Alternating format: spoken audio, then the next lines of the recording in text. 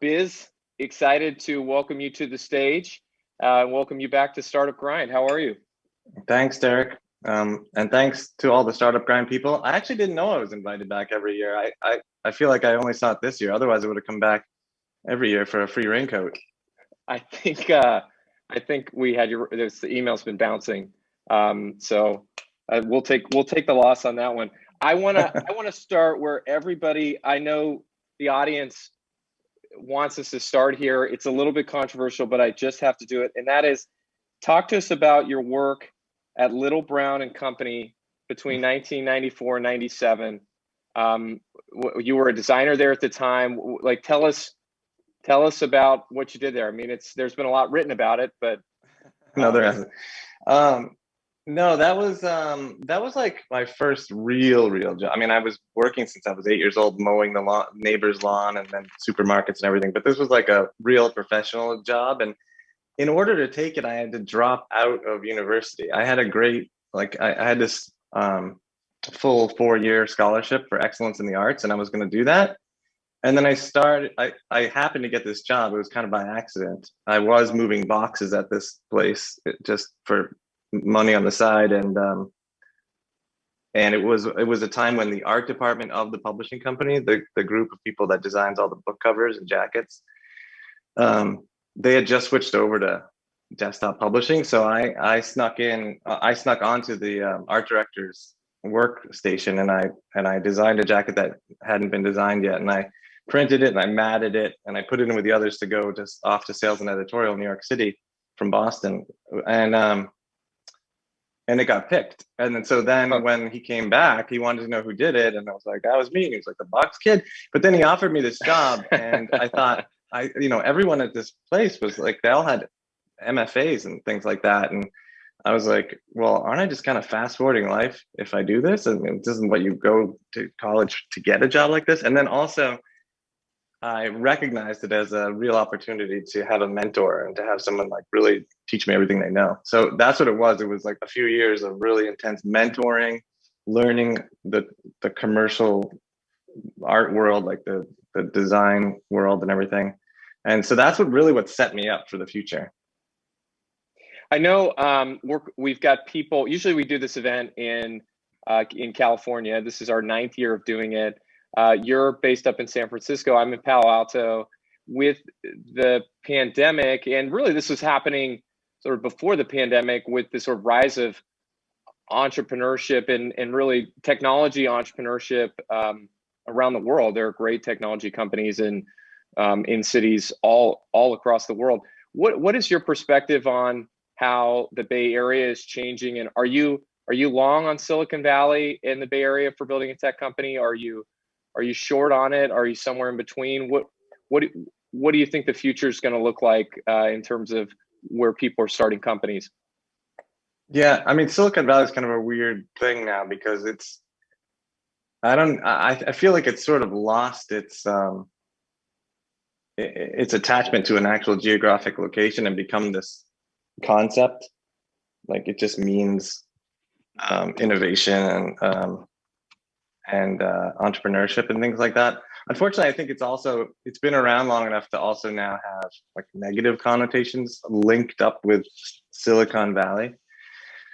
But I mean, my feeling all around is that it's more of this idea than it is an actual location on Earth. So, that's why you say, like, any city in the world can have like a Silicon Valley. I mean, all these things have these nicknames that are spin-off from like Silicon Alley and Silicon Slopes. Beach and yeah, sure, like all that stuff. So, which one is Silicon Slopes? It's Utah. Oh, okay, yeah. So yeah, I mean, I'm actually more interested in this idea that great ideas can come from all over the world, from any type of person, anywhere. And so I sort of look through that lens at things. But I'm not going to leave this general area because my son's in school and everything. So yeah. Well, that's a good. It's where your family prefers to live. That's a good reason to be here. Yeah, that's where we are now. So how do you? You've done a lot of different things, and you're now investing in. You've been a sort of it seems like casually investing in startups for a long time, from what I can find and see. How do you self-identify? Do you seems like there's this big wave of like, oh, I want to be an investor, like I want to invest in tech startups, but it seems like, I don't know, you're more of an entrepreneur than you are an investor, but is that the sort of natural evolution of a good entrepreneur? They become an investor, or they how do you sort of put those pieces together? I know a lot of entrepreneurs who would definitely cringe at the idea that like that's a natural evolution, that they become an investor. Well, no, more like I think the natural evolution is once you've done something a few times and you've been there and done that, you should be willing to offer whatever you've learned or whatever you can, advise to folks who haven't been there before. Yeah, it's super valuable to be able to know about a mistake before you make it. And the only way somebody actually knows about that as a mistake is that they've made the mistake before. Usually, I mean, especially with something like being an entrepreneur, I see a lot of students will go to they'll take computer engineering and then they'll take get an MBA, and they're like, oh, the two combined are like equal a startup, and it doesn't at all. There's so many other random things that you're supposed to know, and or you need to get somebody who knows about and everything. And there's really no way to like teach that other than just be thrown in to do it. I'm actually linked up with the Oxford Foundry, which has been going, it's in its 4th year now. And it's kind of just that. It's like, hey, anyone from Oxford or alumni will, apply to get here. And then, we'll help you get funding, and we'll do your startup. And that's really the way you learn. And they've added all kinds of, they're adding all kinds of ancillary education programs to it and everything, which is great. But yeah, that are we still on that first question? I'm going on and on here. You might need to it's good. Interrupt me. But I don't think it's a natural evolution. And also, I wouldn't say necessarily that you could say I was casually investing, but it was more like, I definitely wasn't investing to try to make money. It was more like I felt the need to invest in my friends, like out of, I don't know, allegiance or like loyalty or something. Like when Jack started Square, I felt like, I got to invest. I remember Ev wasn't investing and neither was Jason Goldman. And I was like, wait, you guys, none of us are going to come on. And Jason Goldman made fun of me. He's like, you're investing out of politeness. You can kiss that money goodbye. But I left everything in Square and still have it in there. So he was wrong. That's cool. And also, the reason I say it wasn't casual is because I literally gave Jack everything I had at the time. So that, like, all for me, that wasn't the cash you had in the bank. Yeah, like I almost even thought about selling my car, but then I realized how much I needed it. So so that's why it wasn't casual for me, because I was like, in order to make any kind of difference, I'm gonna have to give him everything. But it was totally worth it. And then from then on, I kept, what I felt like I was doing was contributing back to the ecosystem that had helped me so much. And then I just started really enjoying it and realized more recently that I would be doing this anyway, even if it weren't a job, but that what I was doing looked very much like investing. Yeah. As a profession. But it's, for me, it's really not the investing. It's the community building. It's the sharing of the mistakes and learnings and all that stuff. And then the more people you get involved with, the more rapidly you learn their mistakes, and you can sort of become Bijan Sabet is an investor at Spark Capital, is a friend of mine, and he's always got such great things to say at board meetings and things like this, and such great advice to give. Part of it is because he's lived through so many things, but another part of it is that he's just been to so many of those gatherings where people have had those problems. So even if he didn't have them himself now, he's been, he can say, well, this is how these guys took care of it. So it's pretty amazing how much you learned, how quickly.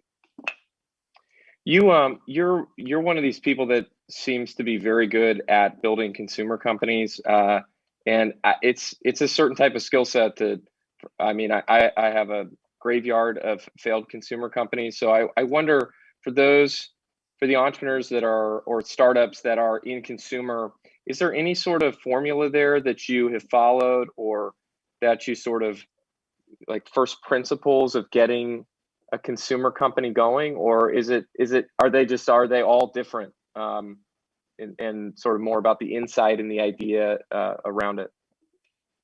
That's a great question. I've never had that question before. It's not about the idea, because ideas are a dime a dozen. it's the execution, it's the management team around that idea that really makes the difference. But going to that question of what do you do to make a consumer product work? That's a really good one. Well, first of all, I think there needs to be some kind of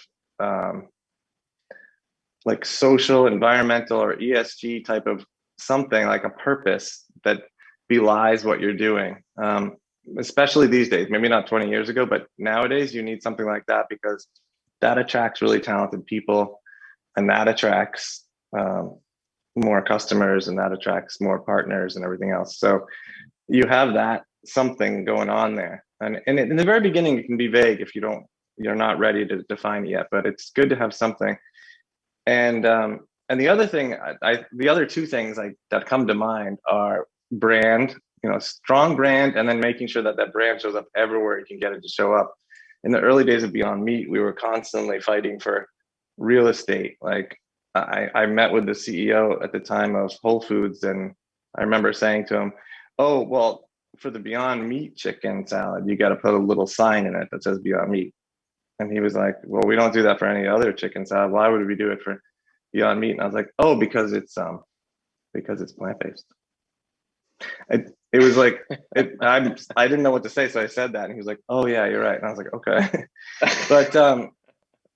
but really, just trying to get the brand out everywhere all the time. And then I think maybe a third thing is it's a lot of stuff at once, and maybe also this speaks to just building communities as well. But having an authentic self where you show vulnerability, where you reach out a lot and you communicate a lot to the people who want to hear from you and want to know more about the brand and want to know about the people behind the brand and all that stuff. You just share all that stuff. And then I think what happens is people, as they come to like your brand, they come to then understand you as people, and you don't put up this persona of like being bulletproof, because then you're just going to come down harder. You just share what you really like and all the rest of it. And I think those things together, as long as you're sort of hallucinogenically optimistic about everything turning out right, and you keep doing those things, it eventually takes if you're lucky. One of the questions that we have in the Q&A from the audience, from Taha Khan, is going back to the investment you made with Jack Dorsey with Square. And his question is did you essentially not care for the risk that came with throwing all of your money at Jack's new idea? And how did you, if you were going to sell your car, if you put everything in your bank account, it seems like a pretty big risk. How did you get over, the risk factor of doing something like that? Well, there was a few things. First of all, it was Jack, and like I was gonna do it no matter what it took, even if I had to borrow or something. And then because I just really wanted to like make that official, like I am officially participating in this in some way. And the other thing was, though, I guess when I look back, it looks like I've taken a bunch of risks. Like, why would I drop out of college? Why would I leave Google when I still had all these? There was a weird accident that I did where they gave me double the equity that they originally wanted to give me, and then I still left early, and so it's like, well, why would you leave early if you could have got all that money? And then this sounds like a big risk too, but I guess I didn't think of it. First of all, with angel investing, you should be okay with losing everything. Like in your head, you just get that straight in your head. Otherwise, you'll just be it's not for you. But also, I think there's a part of me, I have this thing where I always joke, I always like toast to my future self. I always say like, future Bizstone will get current Bizstone out of whatever jam he's in now. I love that guy. And so I think at the time, I probably thought like, I'll make more money somehow, it'll be okay. And I did. So, that guy came through again. But yeah, looking back, it does sound kind of crazy. But you had to be there. Yeah, future Bizstone, he's been good to you. I hope he does. I hope he keeps working. Keeps producing. Yeah. Yeah. Can't afford for him to go on vacation. Talk to me about some of the things when you look at entrepreneurs. Okay, so you have great friends. So for, for some, for some of us don't have Jack Dorsey friends, but I think this is another good point of like, you kind of grew up with him, and you kind of grew up with Evan and some of these other people that were around you, and you kind of like, took on the world together. And some of those people, including yourself, have been really lucky and done some really amazing things. But you kind of did it together, right? And so it wasn't like when you first met Jack Dorsey that he was already the Jack Dorsey. Yeah, exactly. Right. I don't know if he bothered. He wasn't doing today. the yacht model thing when you met him, I don't think. So like, that's something too of like whoever. No, he was doing the hang around with me thing. So like, it was nowhere near as cool. I mean, how do you pick your friends? How do you pick, what opportunities? It sounds like you just kind of did what. Well, that is a good question. Right? I mean, you should. I shouldn't tell anyone how to pick their friends. I mean, you should know how to. But if you're talking about friends who also end up being co-founders or partners in any kind of venture or whatever, I mean, I think that for me the key has always been someone who I really like and get along with, and they're really smart and I feel like they're smarter than me in a lot of places, but I also feel like I'm a good complement to them in places, so that I don't feel like completely imposter syndrome about everything all the time. If I feel like I like them, I would like to work with them and learn from them, not just like just their whole person, like the way they are and the way they treat others and all that other stuff. Do I like them, and can I learn from them while I'm working with them? Can I contribute? And then it's one of the reasons why, again, going back to like leaving Google early, I had to ask myself, did I move out to California so that I could work at Google, or did I move out to California to work with Evan Williams? And so, okay, it wouldn't have mattered where he was, so therefore I'm going to leave with him too to start something new. But yeah, I mean, that's the general criteria: is like them and want to work with them, and you get along. You haven't just met; you've done some things together, etc. But yeah, you're right. I mean, a lot of this has been, like Stuart Butterfield with Slack and Jack with Square, and what else, like Intercom and others. Like, I knew the guys. Yeah. You have any friends let you down or lose it? I mean, you must have had a few, right? Yeah. You don't need to say who they are. I'm sure there has been. Yeah, no. Well, mostly like not really tracking those. Most of the things I've screwed up, I didn't. It's funny. I wasn't tracking any of this stuff until my new partner Fred and I started to like think about putting together a real fund, and then he started to track all my stuff. And I have these advisors that work for me, and they thought I had like an expensive habit. They're like, "You got to stop doing this investing BS." And Fred was like, "Do you know like how well you've done?" And I was like, "What do you mean? I'm not supposed to be investing anymore." He was like, no, you should invest more because like you're doing a great job. And I was like, holy moly. But the screw ups that I've done have largely been like, if I like don't do it myself, or I take my eye off the ball. Like, one of the biggest screw ups I did was when I first got advisors. I was like, oh yeah, you guys are professionals. Like, you should probably like, I got a question from one of these founders about some equity thing. Like, can you guys handle it? And they like just sold stuff. And I like to hold on to stuff. And, years later, I was like, oh, wow, that thing's going public. Like, that must be worth all. And they're like, yeah, we sold that. I'm like, oh. So I decided after that I should pay attention to my own hobby investing myself. Yeah. So yeah, I mean, there's been plenty. And then another thing to add to that, though, is I'm also very keen on spending time and getting to know and mentoring younger entrepreneurs too, so that I'm not just like aging with my cohort and going right out, or getting a totally weird sense of the world where so many of the people that I came up with like are so wealthy now that if I'm like, oh, yeah, that's a great designer, I'm going to call him for a job, and he's like, yeah, I don't really work anymore. I'm just doing this t-shirt thing with my wife. And I'm like, really? But you're such a, oh, well, I know a lot of really smart people just don't do anything now. It's crazy. Yeah. And it's a shame because they're so smart. I'm like, you could go to any company or government or anything in the world and make it 25% better.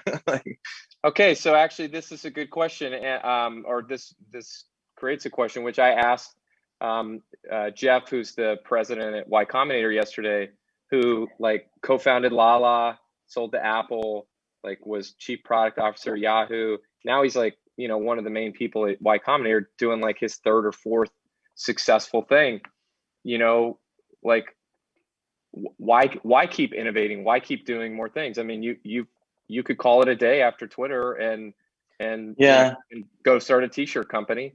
But you're continuing to innovate and do things. Why? Like, what's the motivation for you at this point? Well, I think if I really loved the t-shirt company or something and It's a who I was nice working with, t-shirt. I mean, yeah, it could be great. But for me personally, I just I didn't know how to. I tried after I sold jelly. I tried to take a break for a couple of months, and I got depressed. Like I was just sleeping all day, and my wife said, you really need to either figure out how to enjoy doing nothing, or find something to do. And so, relatively quickly, things happened, and I was all of a sudden doing something again. Um, but so for me personally, I just think I don't really do well unless I'm like working full time. Unfortunately, I sometimes I kind of like wish. No, I see friends who are like love woodworking or something. I'm like, I really wish I liked that, so I could just go do that. But I don't have anything I like except for, I don't know, like regular work. I don't know. I don't know what you call regular work, but you know what I mean. I'm not, I can't do there's an expression called on the beach, and I can't be on the beach. And Yeah. even in real life, we go on vacation for a week. Like the first morning I wake up, I go to the ocean. I'm like, okay, we went to the ocean. What else are we supposed to do? And my wife's like, just that's it, like all day until it's dinner time. I'm like, what? But it's already been done. Like, what's the next thing? And so, anyway, go on. Too long of an answer. Well, no, it's good. So, okay, you talked about mentoring young entrepreneurs. I've got like a blitz barrage of Q&A, like, I don't know, dozens of questions coming through. So I'm going to try to like move through a lot of these, and we'll try to cover. I'll try to answer quicker. We can. Pablo in Mexico City says that one of the most common questions that VCs ask are you full-time on something? And, once you become a sort of serial entrepreneur, you no longer, maybe need to answer something like this. But what are your thoughts on like the full-time mentality, sort of going all in on one thing versus sort of being spread across, different things? Well, I think generally you want to be all in on one thing. I mean, most of us aren't Elon Musk, so if you give that one thing your all, I mean, that's the best. Then you did the best you could do. If you're doing two or three things, maybe you can't tell yourself that, well, I'm doing the best thing on this one thing. Also, I definitely see why that's VC's. I mean, it's kind of they want to know, like, well, if I'm going to put all this money into it, is this person really going to be doing it? I mean, people are asking me that now about investing. That, like, when we talk to LPs, they're saying, "But are you really working?"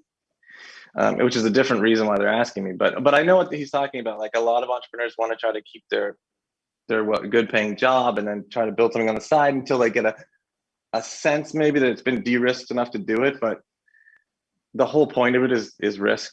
And so you're really you're kind of depriving yourself of the whole situation if you try to hedge and keep your job and do the thing on the side. You don't get as much money. Maybe you don't have the belief of the VCs, and it's hard to hire if you're like, well, I'm also keeping my job, and they're like, wait. So anyway, I said I'd be fast. I think they're right. I think going all in is probably the way to go to convince others and show leadership and everything. Mostumi is at Menlo College, and they asked a question of what common mistakes people that are in college make in terms of trying to do a startup.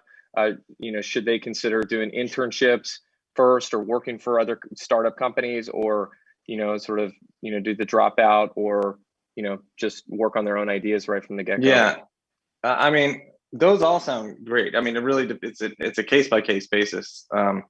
Dropping out, or the one that sounded really good to me was interning or working somewhere for a while to get a feel for what you do and don't like, I think it's really helpful to be able to visualize what you want in life. And so you just kind of, while you're jogging or doing something else mindless, you're just kind of considering, what do I want to be doing in 5 years? Like, I'm just going to see what I look like in 5. What is the setting of my job? All that kind of stuff.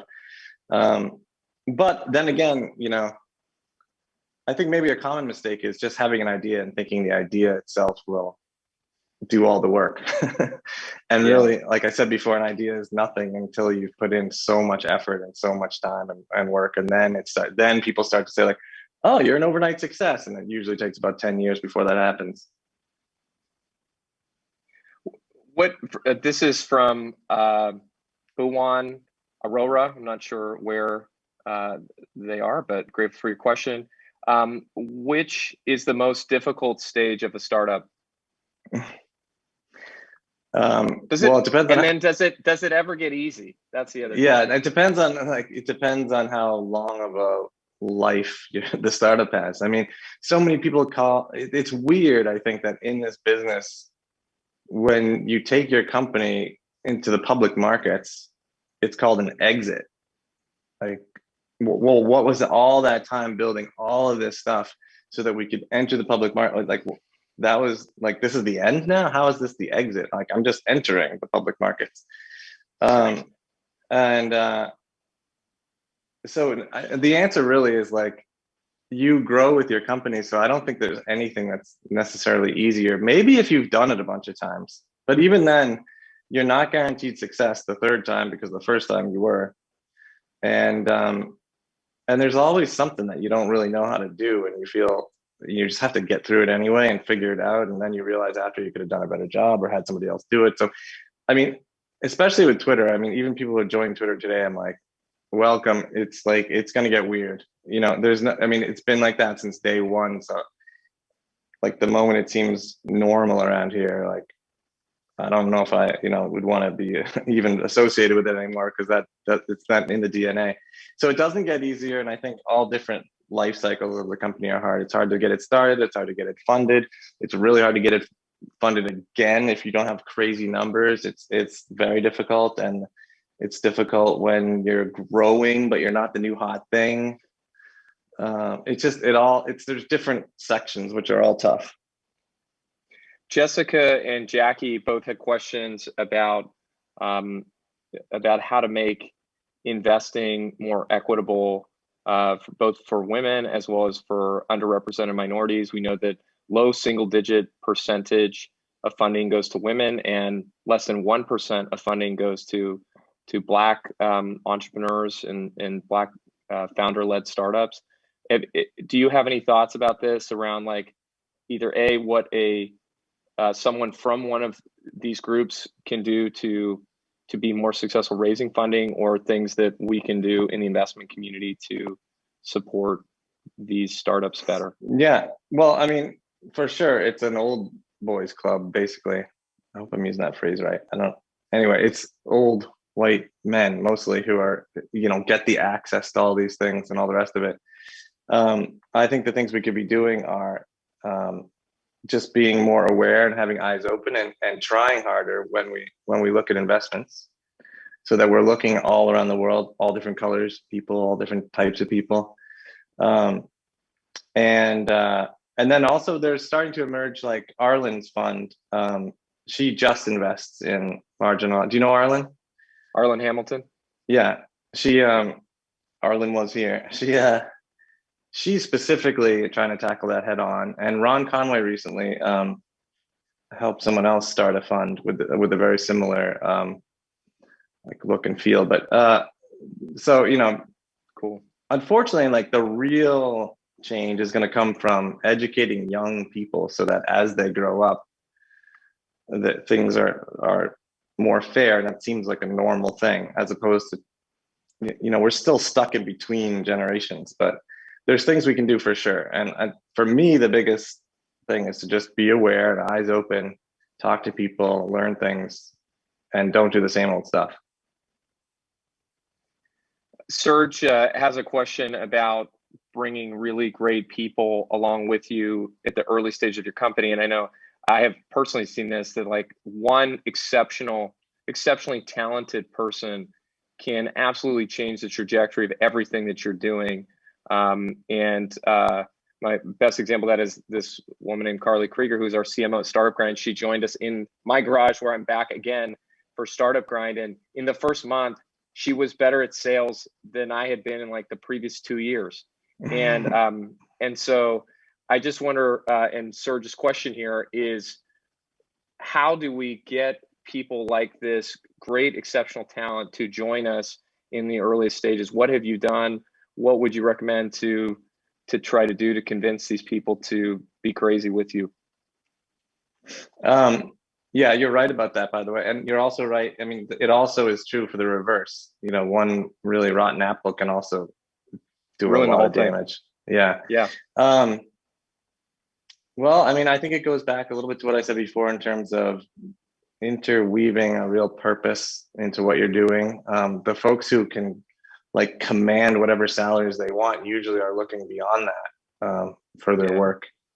And then I think a big part of it, and this touches not just on talent, but also probably on investing and stuff, is to have a really great narrative, storytelling. You know, a bit. You know, it's it's not really a lie. I don't know how to explain this, but like when before you have built anything and you need to explain, here's what I want to do. You kind of have to uh, pitch this crazy narrative that ends in like this huge accomplishment that's massive, and you need to go from I got nothing but a PDF document right now to like you need to tell a story that gets you to that crazy end.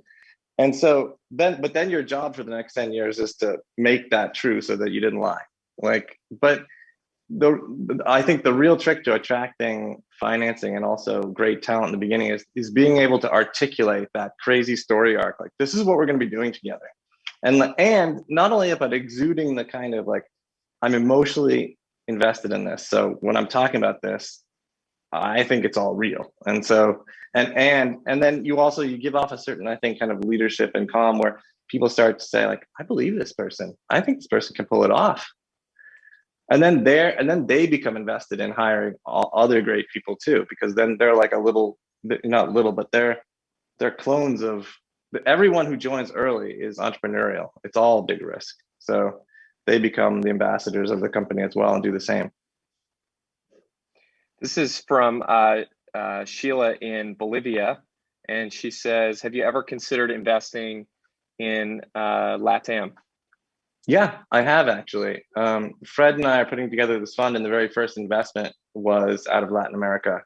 It's a company called Notco. They make plant-based protein like milk and ice cream and stuff, but they'll be making other things. So for sure, I mean, even though we're still putting together this fund, we've invested in companies, and I think like one of them is in the Bay Area. So we're, like I said, I'm looking all over. I'm very active in the UK because of Oxford, and so just all over. What one of the very hot social companies at the moment is Clubhouse. I don't think you've spent a ton of time there. I haven't tried it yet. I haven't tried it. My friends were a long time ago like, you got to try this thing. And I was like, I definitely will. And then they said they were going to send me a link and they never did. So Yeah. I mean, we've seen this a few times where like these things kind of like they ramp really quick, really fast. I mean, this is like if you're building a social company, and again, I'm no expert in it at all, but it seems like, we have seen this happen before where it kind of like rises very fast and then it can go a couple of different ways. And, do you have any perspective on audio or the future of audio, or, if that plays an important role in sort of, the future of social, or still sort of too early to tell? well, for like 5 years, I have been thinking audio is definitely a big part of the future. I mean, I was really impacted by that movie Her. I don't know if you ever saw that movie Her. Sure. Yeah. All you had to do was talk. All you had to do was talk, and your computer understood you, and you understood your computer, and it was fantastic. Occasionally, you would look at some images on a like flat device, but I started thinking like that's pretty cool. I want to just be able to, chat in my normal everyday talking and have the computer like get it. Like, hey, there's a photo of me and Steve somewhere. I think in Paris. Like, oh yeah, that's it. Like I don't want to have to. And then we did Jelly, and we knocked around at Jelly for a while until we figured out that, oh my God, this is going to work so good over the Amazon Echo and Siri and things like that. And then I started really becoming like a real advocate for audio, becoming the way like, I started thinking of it as a potential UI, just like a normal UI. So the metaphor of the desktop was for PCs, and then this metaphor of just like removing the desk altogether. And what can you do just by walking around and talking? I mean, I guess you look like a crazy person if that's the thing, but there's something to it. And maybe I'm wrong about the way that it works, but I feel like there is definitely something there. Do you have any sort of bias towards single founders versus companies that are founded by multiple people, or any advice you have for someone in the comments is a solo founder? Yeah. Any advice specifically to them? It really depends on the person, but I mean, I often ask a solo founder, like, do you have a co-founder, or do you have someone who can, act like a co-founder? In other words, do you have someone who's you feel is at the same level as you, that you can talk about everything with, even like, let's go into this other room and talk about all the ways in which this doesn't work, and let's not talk about it in front of everybody. But it doesn't necessarily have to be a co-founder, but somebody that because otherwise you're up there all by yourself, and like all these really difficult leadership decisions, you don't have anyone to say like, are you sure I'm not making the wrong decision here? Like, and or to either make you feel better about it, or to come up with a different idea. It's not, I've met people who are in that position, and they just say like, I don't have anyone. I don't have anyone to talk to. I don't know, like, I'm just out here hanging by myself. And that can be tough, unless that's the type of person you are, where you've got it all figured out and you're pretty sure about everything. But I think it tends, for me, I think it tends for most people to be easier if they have a friend they're working with, which is kind of true about everything in life. The buddy system, got to do the buddy system. It's true. That's a good point. So I feel like so many incredible moments over the last 5 or 10 years have really sort of more and more, it's like those moments are happening and have happened on Twitter. And it's where it's like the catalyst for sort of becoming aware. And I think I was wondering if there's one thing in particular for you where you say, like, as you think about, being a creator of that project, there's something there you say like, wow, this was one of the moments that made me most proud to see happening on our platform. And it could be the cat lawyer video that happened a few weeks ago, which was maybe one of the most powerful moments ever on Twitter. But outside of that, is there something that like sticks in your mind of like something that just still kind of wows you that happened? Well, yeah, of course, but I don't think this is quite what you wanted to know, but I'm gonna say this anyways. From very early on, I actually was really I was trying to be really strict about the fact with everyone who worked at Twitter that in fact, I gave this little speech where I said, okay, there's so much articles coming. It seems like every time something happens in the world, we're getting looped into the article as if we had something to do with it. And we don't. It's just people happen to be using Twitter and who are also doing these amazing things in the world. So don't start thinking everything's about us. And I gave this little speech and said, what we want to do is like right now, we're like a child actor getting all this fame. And we don't want to grow up and go all sideways. We want to be like Ron, what did I say? Who's the director? Ron, anyway, big Hollywood director. Ron Howard. I said, we want to be like Ron Howard, childhood actor, ended up being this really great director, producer, heads on straight. That's who we want to be, Ron Howard. I actually met Ron Howard years later, and I said, like, I gave a speech about you once, and he liked it so much, he gave me something to do years after that. It was cool. But it's cool. The big thing was like, let's separate these two things. Like, yes, there's an article about Twitter, but it's nothing we really did. It's things that there's these people out there who are brave, they're getting hurt, they're doing all these crazy things.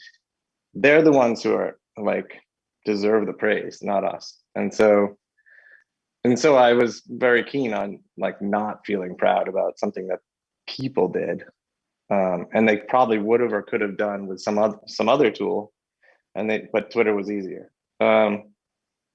that's kind of my, like, I've sort of stuck a post in the ground around this whole concept early on. So. Okay, well, as we wrap up, I have two very important rapid fire questions for you. And Oh, the God. first is, who plays you in the Twitter movie? Oh, God. If there's ever a movie, it's going to be like a cartoon, and I'll probably be played by a lovable mutt. Okay. And then the other question we got in the chat from Pete in Monterey is, of all the leather-bound books that sit behind you, which is the most dear and important to you? Looks like the Hardy Brothers set is down there on the bottom. Is that no, well, I like the Sherlock Holmes. I love the Sherlock Holmes, and then I also love Federico Garcia Lorca, because that was given to me by a friend in Spain. But the Sherlock Holmes I've had since I was a kid, and I read all those stories when I was a kid. I loved them. The other books, I'm not even sure like how I got those books, because they're like old dictionaries and stuff. Is that a real background, or is that Yeah, real no, life? These are books. Yeah, those are physical books. Okay, cool. John Bartlett's Familiar Quotations. That's Little Brown Company. I got an encyclopedia up here. Sorry, I'm not supposed to be doing this right now. No, please. Organize my book. Let's see. It's great to have you. Thank you so much for being here with us. We've got 5,000 people here today watching in, so we're all grateful for your time and what you built for us, and so thank you. Thanks for being here. Thank you, Derek, and thanks to everyone who joined. I really appreciate it.